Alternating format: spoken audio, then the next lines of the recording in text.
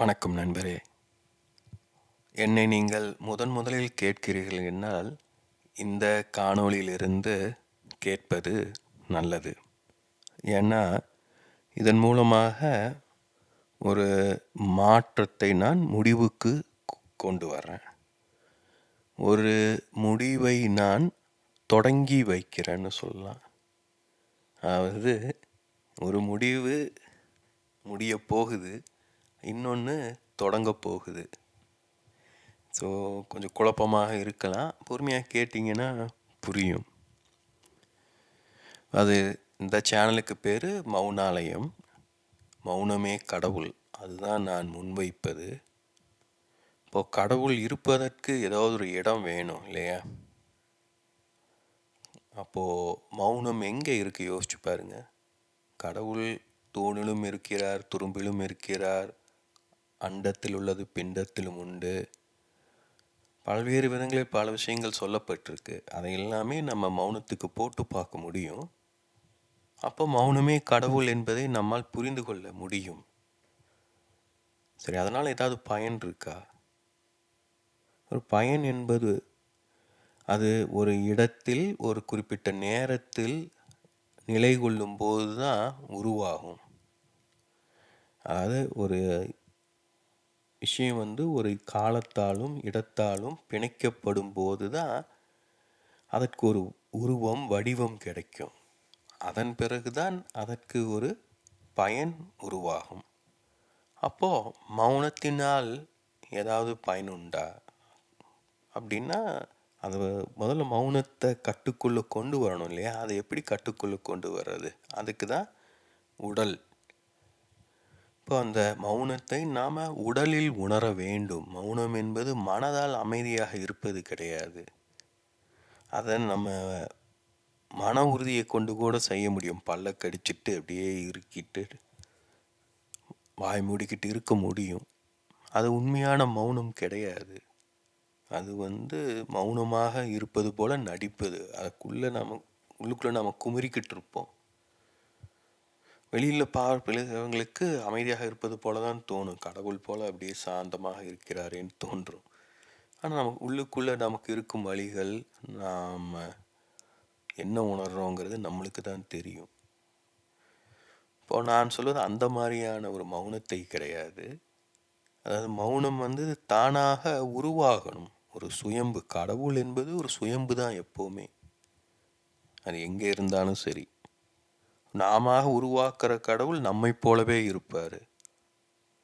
நம்முடைய ஆசைகளின் விருப்பங்களின் பிரதிபலிப்பாக தான் இருப்பார்.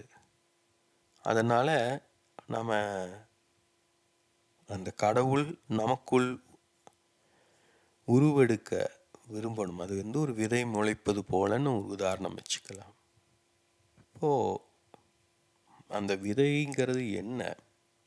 அந்த விதைங்கிறதே ஒரு உருவம், ஒரு வடிவம் கொண்டது இல்லையா? காலத்தாலும் இடத்தாலும் பிணைக்கப்பட்டது. ஒரு விதைனா எங்கேயாவது ஒரு இடத்துல இருக்கணும். ஒரு டப்பாக்குள்ளே இருக்கணும், இல்லை தோட்டத்தில் ஒரு குறிப்பிட்ட இடத்துல புதைச்சி வச்சுருக்கோம்.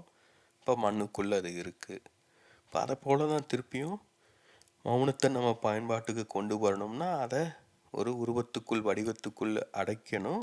அதற்குத்தான் இந்த உடல். அப்போது அந்த மௌனத்தை உடலில் நாம் உணர வேண்டும். ஆனால் அந்த உடலில் நான் சொன்னது போல் மன உறுதியை கொண்டு மௌனத்தை உருவாக்கலாம் இல்லையா? அப்போது நம்ம அந்த உடலில் பார்த்திங்கன்னா ஒரு இறுக்கம் இருந்துக்கிட்டே இருக்கும். அந்த சில சமயம் இயல்பாகவே இந்த இறுக்கம் இருக்கும். அப்போ அந்த இறுக்கம் எதை சுட்டி காட்டுது?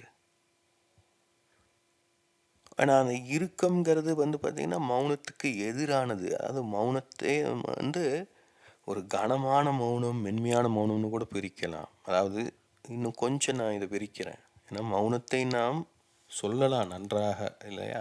கேட்பதுக்கு நல்லா தான் இருக்குது மௌனமே கடவுள் அப்படிங்கன்னா. ஆனால் அதுதான் அது பயன்பாட்டுக்கு கொண்டு வரணும். ஏதோ ஒரு உருவம் வடிவம் எடுக்கணும். அப்போ அந்த மௌனத்தை உடலில் உணரணும். அதுவும் சரிதான். ஆனால் ப்ராக்டிக்கலாக யோசிச்சு பாருங்கள். இது ஒரு தியரட்டிக்கலாக பேசுவதற்கு, தத்துவமாக கேட்பதற்கு நல்லா இருக்கும். அப்போ ப்ராக்டிக்கலாக என்ன பண்ணணுங்கம்மா? அதுதான் மௌனத்தை நான் எனர்ஜியாக சொல்லுவேன். மௌனத்தை நேரடியாக நம்மால் உணர முடியாது. ஆனால் அதற்கு ரொம்ப நெருக்கமானது என்னன்னா எனர்ஜி. அதை நீங்கள் இந்த சொற்களில் நீங்கள் நன்றாக கவனிக்க முடியும். இந்த சொற்களுக்கிடையே ஒரு மௌனம் இருக்குது, இந்த சொற்களில் ஒரு எனர்ஜி இருக்குது. நான் அதை குறிப்பாக இப்போ பேசும்போது ரொம்ப துல்லியமாக உணர்றேன். ஏன்னா இது வரைக்கும் நான் மௌனத்தை பற்றி பேசினபோது ஒரு தத்துவார்த்தமாக பேசிட்டு இருந்தேன். அப்போ நான் பேசினதுக்கும் இப்போது எனர்ஜியை குறித்து பேசுகிறதுக்கும் ஒரு வித்தியாசம் இருக்குது. இதுதான் நான் ஒரு திணறிக்கிட்டு இருந்த ஒரு இடம். ஏன்னா எனக்குள்ள ஆழமான மௌனம் இருக்குது. அந்த மௌனத்தை பகிர்ந்து கொள்ளணும்னா நான் பேசியே ஆகணும். ஆனால் அந்த பேச்சினால் ஏதாவது பயன் இருக்கணும் இல்லையா? இப்போ அறிவுபூர்வமாக பேசலாம், அது அறிவுபூர்வமாக கேட்பவர்களுக்கு அது பயனுள்ளதாக இருக்கும். ஸோ அப்போ நான் என்னை அறிவுபூர்வமாக தயார் செய்து கொள்ளணும். நிறைய விஷயங்கள் இருக்குது. அறிவுபூர்வமாக தயார் செய்யணும்னா நிறைய வாசிக்கணும், அதெல்லாமே செஞ்சுருக்கேன். இருந்தாலும் பார்த்திங்கன்னா இப்போ இதெல்லாமே தொகுத்து கொள்ள வேண்டியது இருக்குது. அப்போ தான் அதை தான் அந்த செய்யறதுக்கு தான் எனர்ஜி. இப்போ மௌனத்தை கண்டென்ஸ் பண்ணோம்னா எனர்ஜின்னு சொல்லலாம். இப்போது இது வரைக்கும் நீங்கள் ஃபாலோ பண்ணிங்கன்னா இதுதான் நான் விளக்க விரும்புவது. எல்லாவற்றையும் நம்மால் எனர்ஜியாக உணர முடியும், புரிந்து கொள்ள முடியும் அப்படின்னு வச்சுக்கோங்களேன். அதாவது உணரணும் எனர்ஜியை, அதுதான் அல்டிமேட்டு. அறிதல், புரிதல், உணர்னு 3 கட்டத்தில் நாம் எதையும் உணரணும். உணர்தல் தான் இறுதி. அந்த உணர்தல் உடலில் நிகழ வேண்டும். அதான் மௌனத்தை உடலில் தான் நாம் உணரணும். ஸோ எல்லா புரிதலும் பார்த்திங்கன்னா அறிவும் நம்ம கற்றுக்கொள்வது எல்லாமே நம்ம உடலில் முடிவடையணும். இது கொஞ்சம் புரிந்து கொள்ள சிக்கலாக இருக்கும். அதான் நான் சொல்கிறேன், நீங்கள் இந்த காணொலியில் நீங்கள் புரிஞ்சிக்க முயற்சி செய்யுங்க. இது கொஞ்சம் பெருசாக தான் இருக்கும். ஏன்னா இதன் மூலமாக நீங்கள் நிறைய புரிஞ்சு கொள்ள முடியும். இந்த காணொலியை நீங்கள் பல முறை கேட்டாலே போதும், உங்களுக்கு இதில் இருந்து பல திறப்புகள் உங்களுக்கு கிடைக்கும். இப்போ அந்த திறப்புகள் என்னுடைய மற்ற காணொலியில் கிடைக்கக்கூடும். அதான் சொல்ல வரேன் இல்லையா? இந்த காணொலியை கேட்டீங்க அப்படின்னா இதில் உங்கள் உள்ளுணர்வு மூலமாக இந்த எனர்ஜி உங்களுக்கு ஏதாவது ஒரு புரிதலை தரும், ஒரு தெளிவை தரும், ஒரு குழப்பத்தை ஏற்படுத்தும், கேள்வியை ஏதோ ஒரு அசைவை உருவாக்கும். அதுதான் எனர்ஜி. அதாவது இங்கே சொற்கள் அர்த்தம் புரிவது வேறு. அதான் அந்த அறிவுபூர்வமான தளத்தில் பேசுவது. மௌனமே கடவுள், உடலே கோவில் இல்லை, நல்லா இருக்குது. ஆனால் அதனால் பயன் அப்படின்னு வரும்போது இப்போ நான் எனர்ஜிக்கு கொண்டு வரேன். ஏன்னா இந்த எனர்ஜியை நுட்பமாக கவனித்தா பலராலும் புரிந்து கொள்ள முடியும். ஆனால் இந்த சொற்களோடைய அர்த்தத்தை நல்ல தமிழ் தெரிஞ்சவங்க தான் புரிந்து கொள்ள முடியும். சொற்களோட அர்த்தத்தை மட்டும் புரிஞ்சுக்கிறவங்க அந்த எனர்ஜியை விட்டுருவாங்க.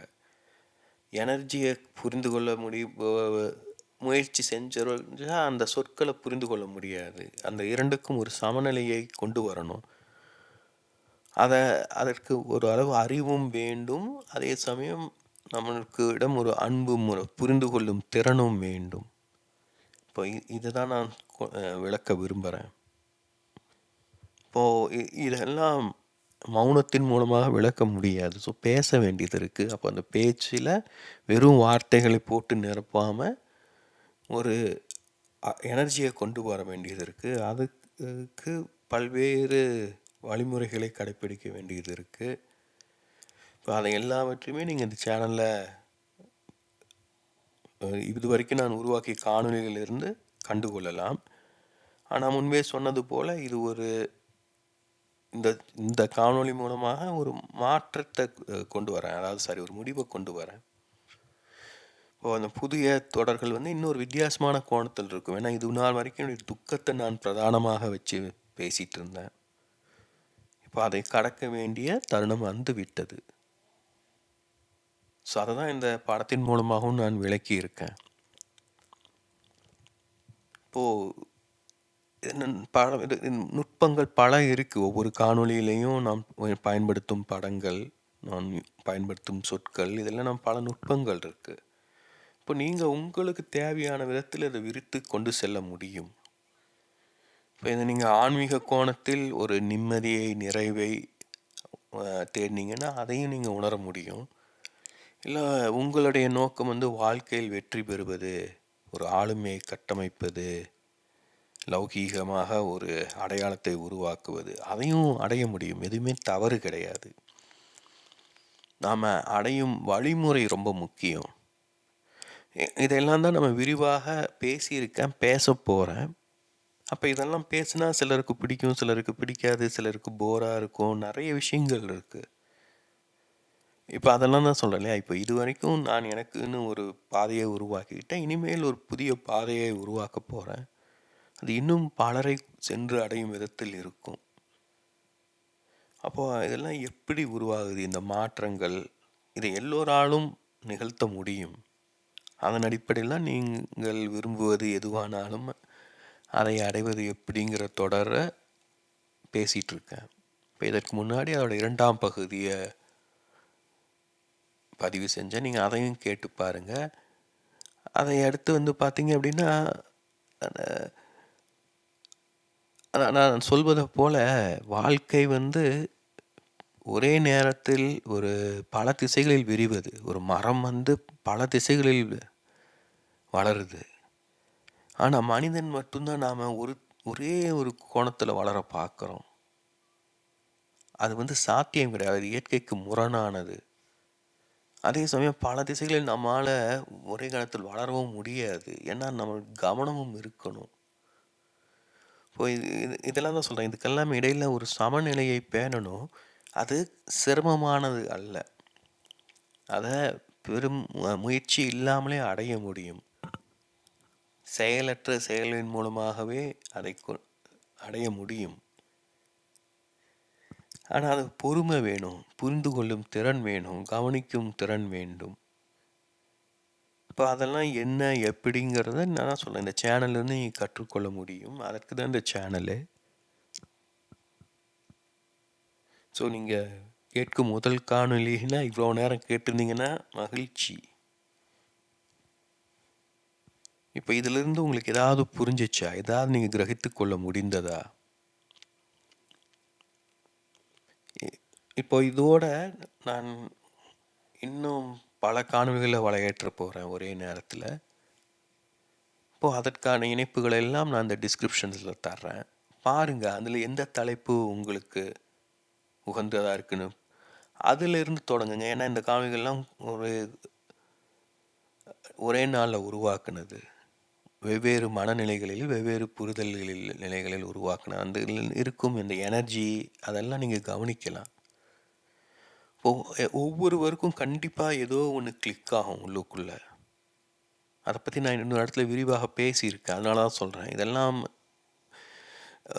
ஒரே நேரத்தில் உருவாகும் மனநிலைகள், புரியுதாங்களா? அதாவது ஒரு மரத்தோட வேர் போல் ஒரு வேர்களெல்லாம் ஒன்றா ஒரே நேரத்தில் வேர் விட்டுச்சுன்னா எப்படி இருக்கும்? ஒரு பேட்ச்மேட்ஸ்ன்னு சொல்லாமா? அதே போல் இந்த காணொலிகள்லாம் ஒரு பேட்ச்மேட்ஸ், ஒரு செட் ஆஃப் தாட்ஸ், ஐடியாஸ், இல்லை மெய்ஞான புரிதல்கள், என்ன வேணாலும் வச்சுக்கலாம். நம்மளுக்கு எது வசதியோ அதை வச்சுக்கலாம். இப்போ அதில் எது கிளிக் ஆகுதுன்னு பாருங்கள். இந்த பேரை வச்சு அடையாளத்தை வச்சு ஏமாந்துட வேண்டாம். அதீத நம்பிக்கையும் கொண்டு வர வேண்டாம். ஒரு வெறுப்பு எதுவுமே தேவை கிடையாது. ஒரு பொறுமையாக ஒரு நடுநிலையுடன் சமநிலையுடன் கவனியுங்கள். உங்களுக்கு ஏதோ உங்கள் ஆழ் மனதுக்கு உகந்ததாக தோன்றும். ஒரு நம்பிக்கை உணர்வு தோன்றும். ஒரு பாசிட்டிவான எனர்ஜியை நீங்கள் உணரக்கூடும். அப்போது அதை பிடிச்சிக்கோங்க. இப்போ நான் அந்த பாசிட்டிவான எனர்ஜியை தான் நான் இந்த படத்தில் காட்டியிருக்கேன். நம்ம இதயம் எல்லாத்துக்குள்ளேயுமே அன்பு இருக்குது, கனிவு, நிறைய நல்ல விஷயங்கள் இருக்குது, உள்ளே புதஞ்சு கிடக்கு. அது எப்படி வெளியில் கொண்டு வர்றது? இப்போது நான் என்ன சொல்லுவேன்னா, இப்போ இதை கேட்டுட்டு நீங்கள் அடுத்து இதனுடைய கடைசியில் கொடுத்துருக்கிற அந்த காணொலியை பார்த்தீங்கன்னா நான் சொல்வது புரியும். ஆனால் அதில் வந்து ராமன் அகலிகை பற்றி பேசியிருக்கேன். இப்போது ராமன் என்பது நாம தான் உண்மையில். அதுதான் ஒரு ஆளுமையை குறிக்கிது. ராமன் என்பது ஒரு ஆளுமையின் குறியீடு. அது ஒரு ஆணாக காட்டுது. ஏன்னா அந்த ஆண் வந்து ஆண்னா எல்லோராலும் விரும்பப்படுவான், அதாவது விரும்பப்படணும்னு எதிர்பார்ப்பான். அதுதான் ஆளுமையை காட்டுது. நாம் எல்லோராலும் விரும்பப்படும், எல்லோருமே விரும்புவோம், பெண்ணாக இருந்தாலும் சரி ஆணாக இருந்தாலும் சரி. ஆனால் எதற்காக விரும்பப்படுறோங்கிறது ஒரு முக்கியமான விஷயம். அதுதான் ஆளுமைன்னு காட்டுது. நமக்கு நல்ல ஆளுமை இருந்தது அப்படின்னா நம்ம சரியான காரணத்துக்காக விரும்பப்படுவதை எதிர்பார்ப்போம். அதற்கேற்றாற்படி நம்முடைய வாழ்க்கையை அமைத்து கொள்வோம், நம்முடைய மனதை கட்டமைத்து கொள்வோம். நம்முடைய வாழ்க்கை வழிமுறை எல்லாமே அதன் அடிப்படையில் தான் இருக்கும். அதாவது அதே சமயம் அது நாம் தேர்ந்தெடுத்ததாக இருந்தது அப்படின்னா அது ஒரு நடிப்பு போல் இருக்கும். இப்போ ராமன் வந்து தேர்ந்தெடுக்கலை, இப்படி நம்ம ஒரு காலத்து ராமாயணம் எழுதுவாங்க அப்படின்னு நினைக்கல இல்லையா, தெரியலை. அது அதுதான் ஒரு தொன்மம் தான். அப்போ அதுலேருந்து நம்ம என்ன கிரகித்து கொள்ளணும், எப்படி கிரகித்து கொள்ளணும், அதை நீங்கள் அந்த காணொலியிலிருந்து புரிந்து கொள்ளலாம். ஸோ தொன்மங்களின் பின்னால் இருக்கும் உளவியலை பற்றி வேறு இடங்களில் புரிந்து கொள்ளலாம். பல விதங்களில் நீங்கள் உங்களுக்கு பிடித்ததை விரித்து செல்லலாம். அதான் நான் சொல்கிறேன், இந்த காணொலியை நீங்கள் கேட்டு இங்கிருந்து தொடங்கினாலே போதும். அதன் பிறகு நீங்கள் தொடர்ந்து கேட்டுகிட்டே வந்தீங்கன்னா நான் மாறிக்கிட்டே இருக்கும். ஏன்னா நானும் வளர்ந்துக்கிட்டே போகிறேன் ஒரு மரத்தை போல் இல்லையா. ஸோ இப்போது அதான் சொல்ல வரேன்னா, இந்த ராமன் என்பது ஒரு ஆளுமை. இப்போது ஒரு மனிதன்னா அந்த இப்போ ராமன்னா ஒரு பிரச்சனை என்னென்னா ஒரு கட்டுக்கோப்பான ஒரே விதத்தில் வாழ்ந்துட்டது ஒரு பிரச்சனை தான் ராமனை பொறுத்த வரைக்கும்னு சொல்லலாம். அப்படி நிறைய எதிர்மறை பார்வைகளும் இருக்குது. அதே போல் ஒரு ஆளுமைக்கு வந்து சில விஷயங்கள் எதிர்மறையாகவும் பார்க்கப்படும். எல்லாருமே எல்லாராலையும் விரும்பப்பட மாட்டோம். அப்படி விரும்பப்படுபவர் மனிதனாக இருக்க மாட்டார், ஒரு பொம்மையாக தான் இருப்பார். ஆனால் இதெல்லாம் நுட்பமான விஷயங்கள். அதே சமயம் ஏன்னா சில விஷயங்கள் எல்லோராலும் விரும்பப்படும். அன்பு எல்லோருக்குமே அது தேவை. யார் வேணான்னு சொல்ல மாட்டா. மனிதர்கள், மிருகங்கள் எல்லோருக்குமே தேவை. நல்லவர்கள், கெட்டவர்கள், ஆண், பெண். அது வந்து பசிக்கு உணவு போல நம்ம ஆன்மாவின் பசிக்கு ஆன உணவு அதுதான். அது எல்லோருக்குமே தேவை, நமக்கும் தேவை. ஆனால் பிரச்சனை என்னென்னா நம்ம அதை வெளியில் தேடுறோம். அதுதான் பிரச்சனை. அதை நம்ம உள்ளே தேடணும். அதை நம்ம கிடைக்காத போது தான் அகலிகை மாதிரி கல்லாக உறைந்து போய்விடுவோம். அப்போ ராமன் வந்து கால்பட்டு அகலிகை கல்லாக இந்த அகலிகை பெண்ணாக மாறினால்னா அது ஒரு குறியீடு, உருவகம். அப்போ அதை போல தான் நாம் மாறணும். நமக்குள்ளே அந்த ஆளுமை திறன் உருவாகும் போது, நாம் ராமனாக வெளிப்படணும்னு அவசியம் இல்லை. இதை பற்றி இன்னொரு காணொளி இருக்குது. இதுதான் நான் சொல்கிறேன். இதெல்லாம் பல தளங்களில் நீங்கள் வெவ்வேறு கோணங்களில் நீங்கள் புரிந்து கொள்ள முடியும், விளக்கிக் கொள்ள முடியும். இப்போ நான் சொல்வது என்னென்னா, அந்த அன்பை தான் நான் குறிப்பிடுறேன் இங்கே இல்லையா. ஸோ அதெல்லாம் நான் அதில் பேசியிருக்கேன். இப்போ அதை நமக்கு தரணும். அதுதான் ரொம்ப முக்கியமான விஷயம். நான் பல இடங்களில் இதுக்கு முன்னாடி என்னுடைய துக்கத்தை பற்றி நிறைய பேசியிருக்கேன். அன்புக்காக நிறைய என்னிடம் ஏக்கம் இருந்தது, அதெல்லாம் விரிவாக பேசியிருக்கேன். இது எல்லாருமே வந்து பார்த்திங்கன்னா இங்கே தான் ஒரு சிக்கலில் மாட்டிக்கிறோம். நம்ம அன்பை வெளியிலிருந்து யாசிக்கும் போது நாம் நம்மளை அறியாமல் ஒரு வலைப்பின்னலை உருவாக்கிடுவோம். அதை யாரும் விரும்ப மாட்டாங்க. அதெல்லாம் ரொம்ப நுட்பமான விஷயங்கள். இதெல்லாம் நிறைய விரிவாக பேசணும். இப்போ அந்த அன்பு வந்து நமக்குள்ளே இருந்து வரணும். இப்போது அந்த அன்புங்கிறது என்னது? அது இப்போ நாம் வந்து அன்புனா என்னன்னு சொல்லுவோம்? நல்லா குளுமையானது, இதமானது அப்படின்னு சொல்லுவோம். கோடையிலே குளிர் தருவே இல்லையா, கோடையிலே வீசும் தென்றல் காற்றே குளிர் தருவே தருநிழலே, அப்படிதான் நம்ம சொல்கிறோம். ஆனால் ஆங்கிலேயரில் கேட்டிங்கன்னா அவங்க வந்து அன்புங்கிறது வெதுவெதுப்பானது அப்படிம்பாங்க, ஒரு சூடாக இருக்கணும் அப்படிம்பாங்க. ஏன்னா இங்கே வந்து சீதோஷ்ண நிலை அப்படி. அது ரொம்ப நுட்பமான விஷயம். அதே சமயம் அது வந்து உளவியல் ரீதியாகவும் அது வந்து சரியான ஒரு புரிதல். ஏன் அப்படின்னா நாம் பலரும் வந்து இறுகி போயிடுறோம். அதாவது நமக்குள் இருக்கும் உணர்ச்சிகள் அவற்றை நாம் வெளிப்படுத்தாமல் வைத்து கொள்ளும்போது அவை தேங்கி போயிடும். அதனால் உடல் இறுகி போய்விடும். அப்போது அதனால தான் நம்ம பலரும் துக்கத்தை உணர்ந்துக்கிட்டு இருக்கோம். இப்போ அது நம்ம அந்த இறுக்கத்தை நம்ம போக்கணும் அப்படின்னா வெம்மை வேண்டும். அதான் இந்த படத்தில் காட்டியிருக்கேன். நம்முடைய இதயம் ஒரு பனிக்கட்டியை போல உருகி இருக்கும். அது நம்ம இந்த பருவநிலையில் வாழும்போது தான் நம்மளுக்கு தெரியும். அதை நம்ம அறிவுபூர்வமாக தான் புரிந்து கொள்ள முடியும். இல்லாட்டி நம்ம அதை உடல் மூலமாக உணரணும். நம்மளே ஒரு இன்னொருடைய அணைப்பை விரும்புவோம். ஏன்னா அந்த வெம்மைங்கிறது நம்முடைய உயிராற்றலை காட்டுது, நம்முடைய ஆறாவை காட்டுது, நம்முடைய தேஜஸ் அப்படியே ஜொலிக்கிறான் அப்படிங்கிறோம் இல்லையா? அதுக்கெல்லாம் எவ்வளோ ஒன்றுக்கொன்று நெருங்கிய தொடர்பு இருக்குது, புரியுதல்லவா? நம்முடைய இதயம் இறுகி போய் இல்லாமல் அன்பால் நிறைந்திருக்கும் போது அது ஜொலிக்கும். அது எல்லோருக்குள்ளேயுமே அது இருக்குது. ஆனால் நம்ம பல்வேறு காரணங்களால் நம்மளுடைய இதயத்தை சுற்றி ஒரு அடையாளத்தை உருவாக்கி அதை ஒளிச்சு வச்சுருக்கோம். ஏன்னா இதயம் வெளிப்பட்டுச்சுன்னா அது காயப்படக்கூடும், காயப்பட்டிருப்போம். அதனால தான் அதை செஞ்சுருப்போம். இப்போ நம்மளுடைய காயங்களை நம்ம குணப்படுத்தி கொள்ளும்போது நம்முடைய இதயத்தில் இருக்கும் இறுக்கங்கள் குறையும், நம்முடைய இதயத்தை சுற்றி இருக்கும் அந்த இறுக்கங்கள் குறையும், நிறைய மாற்றங்கள் உருவாகும். அதையெல்லாம் நீங்கள் இந்த சேனலில் இருந்து நீங்கள் புரிந்து கொள்ள முடியும். இதுவரை நான் பேசிய விஷயங்களில் இருந்து நான் எந்த நிலையிலிருந்து எந்த இடைக்கு வந்திருக்கேங்கிறத. அதே சமயம் இதெல்லாமே ஒரு வரிசையாக இருக்காது, ஒன்றின் பின்னாடி ஒன்று தொடர்ச்சியாக இப்படி தான் பார்க்கணும் அப்படி தான் பார்க்கணுன்னு இல்லை. உங்களுடைய மனதுக்கு ஏற்றாற்போல, உங்களுடைய உணர்வுக்கு உள்ளுணர்வுக்கு ஏற்றாற்போல் உங்களுக்கு எது பிடிக்குதோ அதன் அடிப்படையில் நீங்கள் எதை வேணாலும் பார்க்கலாம். சரி தவறு அப்படின்லாம் எதுவுமே கிடையாது. இது முழுக்க முழுக்க உணர்வை சார்ந்தது. இப்போ நான் முன்வைப்பது அதுதான். திருப்பியும் இப்போ பல இடத்துக்கு வந்துட்டோம். மௌனம், உடல். இப்போ உடலோட அடிப்படை பார்த்திங்களா உணர்வு.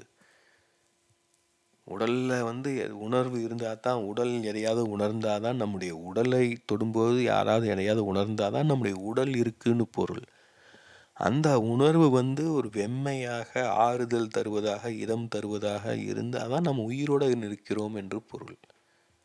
அது குளிர்ச்சியாக இருக்குது அப்படின்னா அந்த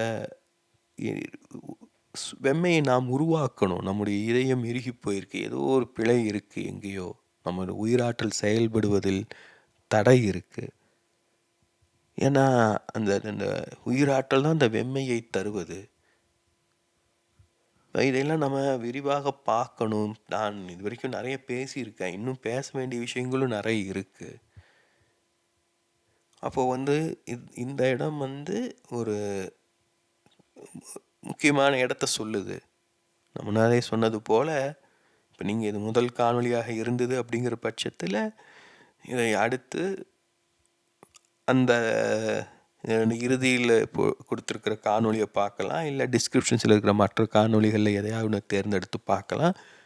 ஸோ ஒரு சில காணொலிகளை பார்த்தீங்கன்னா உங்களுக்கு ஒரு புரிதல் கிடைக்கும், அதன் மூலம் ஒரு ருசி கிடைக்கும். உடனே என்னை எல்லாம் தெரிஞ்சுக்கிட்டேன்னு நினச்சிட வேண்டாம், அது அவ்வளோ எளிது கிடையாது. அதனால் உங்களுக்கு எந்த பயனும் கிடையாது. நான் உங்களை கவனிக்க சொல்கிறேன். நான் என்னை கவனிப்பதன் மூலமாக கவனத்தை உங்கள் பக்கம் திருப்ப சொல்கிறேன்.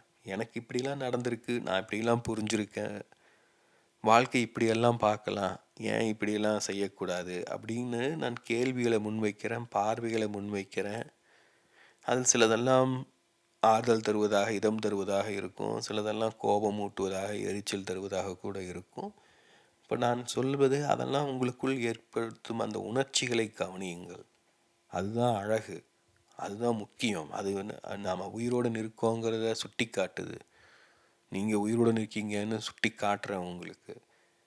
அதை நாம் எல்லோருமே ஒரு ரசிக்க தகுந்த விதத்தில் இருக்கணும்னு எதிர்பார்ப்போம். இப்போது அதுதான் சொல்ல வரேன். அதெல்லாம் நம்ம கொஞ்சம் கொஞ்சமாக தான் கற்றுக்கொள்ள முடியும். சித்திரமும் கைப்பழக்கம் செந்தமிழும் நாப்பழக்கம் போல இதெல்லாமே ரொம்ப நுட்பமான விஷயங்கள். எடுத்த உடனே எல்லாவற்றையுமே ஒரே நேரத்தில் அடைஞ்சிட முடியாது, எல்லாமே கிடைச்சிடாது. ஸோ நிறைய விஷயங்கள் இருக்குது பேசுவதற்கு. வாழ்க்கை ரொம்ப சிக்கலானது. ஆனால் அதை எளிதாக வாழ முடியும். அதை நாம் எளிதாக வாழும்போது வாழ்க்கையில் எந்த சிக்கலுமே இருக்காது. நாம் தான் அதை சிக்கல் ஆக்கிக்கிறோம். நம்ம அதை புரிஞ்சிக்கிறதே இல்லை. நம்முடைய பிழைகளை நாம் மற்றவர்கள் மேலே சுமத்திக்கிட்டு வாழ்ந்துக்கிட்டு இருக்கோம். இதெல்லாம் கவனித்தாலே போதும், நம்முடைய வாழ்க்கையில் பல மாற்றங்கள் நிகழும். இப்போது அதனால தான் சொன்னேன், நான் இந்த காணொலியிலேருந்து தொடங்குங்க. இப்போ இதையே பலரும் கேட்பதுக்கு சிரமம்னு நினைக்கிறேன். அதனால தான் சொல்கிறேன்.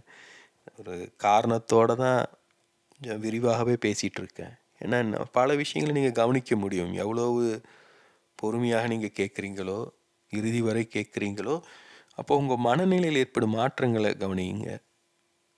எல்லோராலையும் கேட்க முடியாது இறுதி வரைக்கும்.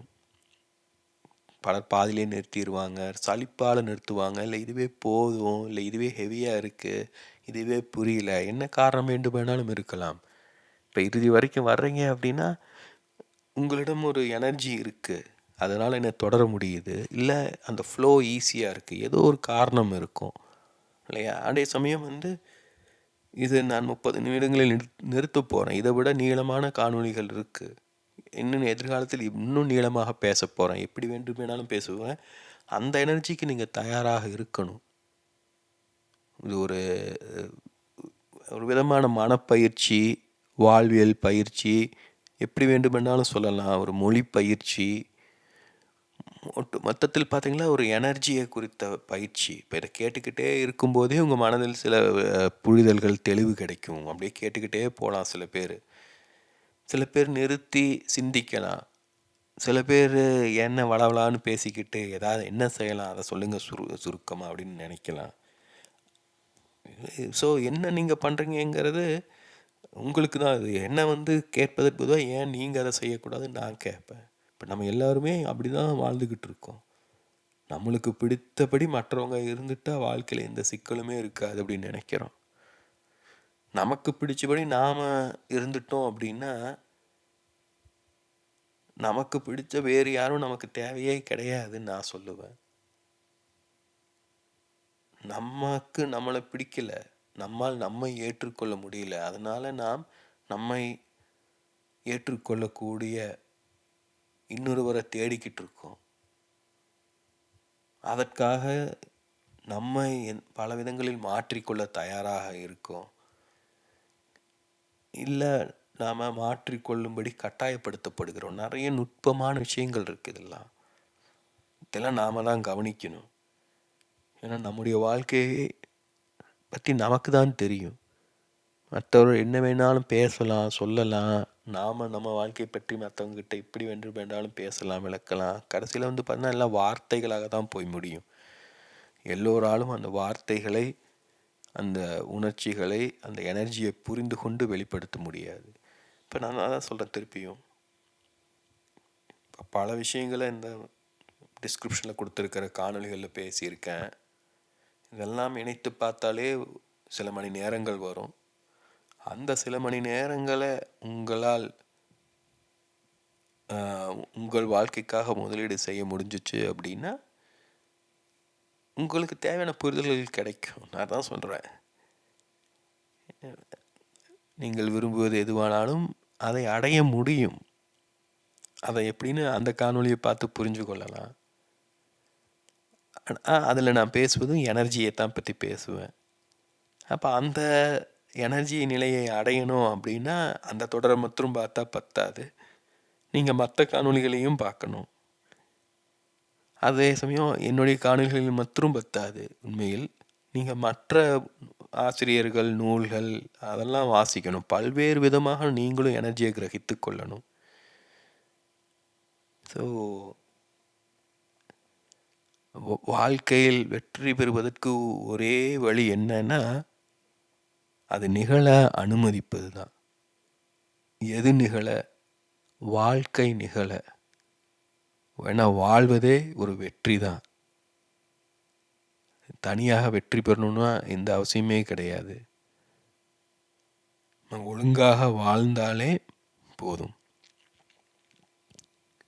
அது எப்படின்னு தனி மனிதர் ஒருவர் தான் முடிவெடுக்கணும். ஏன்னா வாழ்க்கை என்பது தனிநபருக்கானது, குடும்பத்துக்கானதோ சமூகத்துக்கானதோ கிடையாது.